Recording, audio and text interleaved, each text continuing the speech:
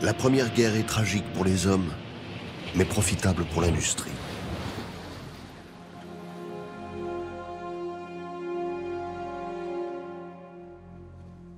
Et dans cette guerre, il n'y a pas que l'automobile, l'aviation, le charbon et le pétrole. Il y a aussi la chimie. Poudre d'explosifs, balles et bombes sortent des usines d'Europe et des États-Unis en quantité sans précédent. L'entreprise américaine DuPont produit près de la moitié des explosifs nécessaires aux forces alliées. En 4 ans, DuPont croît immensément. La compagnie de la côte est américaine passe de 5 000 à près de 50 000 employés. En Allemagne, pour les besoins de la guerre, Fritz Haber, un brillant chimiste, coordonne les recherches des entreprises BASF, Hoechst et Bayer. Haber est l'un des plus grands chimistes de son époque.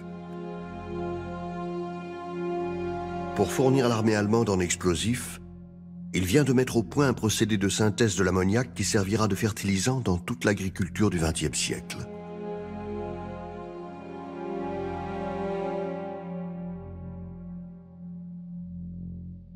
Mais là, à ce moment précis de l'histoire, Haber s'intéresse au chlore. Il met toute son intelligence au service de sa patrie. Il veut produire le tout premier gaz de combat.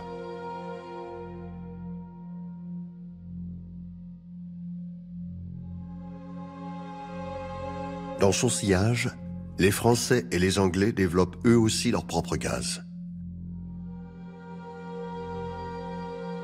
La guerre est sale par nature. Elle le devient de plus en plus.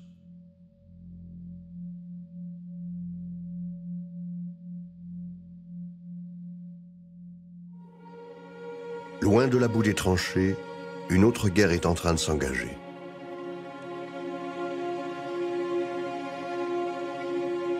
L'industrie chimique américaine regarde le savoir-faire et la créativité des chimistes allemands avec envie.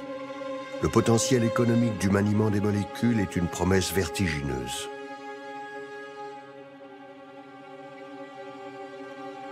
Dès l'entrée en guerre des États-Unis en 1917, le président Wilson crée l'Office de la propriété étrangère.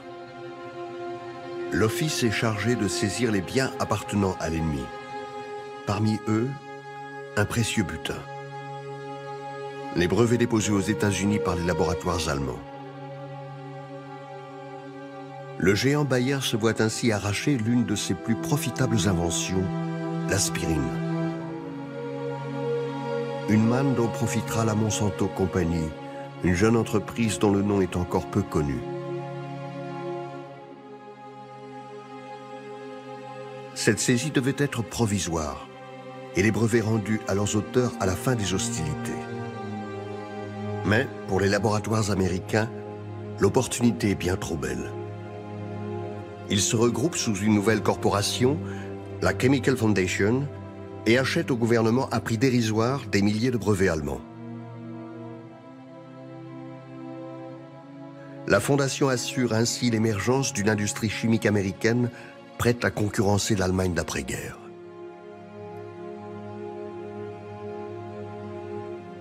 De l'autre côté de l'Atlantique, les chimistes allemands doivent réagir. Pour pallier à la spoliation de leurs brevets, ils s'unissent en 1925 et forment le groupe IG Farben. Le brio des chimistes allemands va pouvoir encore s'exprimer. IG Farben devient rapidement le plus grand groupe de la chimie du monde. Produits pharmaceutiques, teintures, nylon, plastique, caoutchouc synthétique et pesticides sortent de leur laboratoire.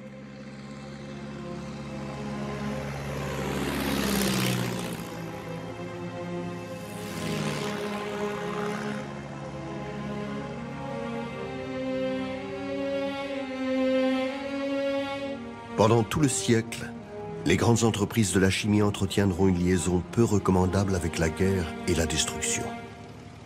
IG Farben produira le Zyklon B utilisé dans les chambres à gaz. La société DuPont produira le plutonium pour le projet Manhattan. Après avoir élaboré ses premiers herbicides, la Monsanto Company cuisinera avec sa consoeur Dow Chemical l'agent orange de la guerre du Vietnam.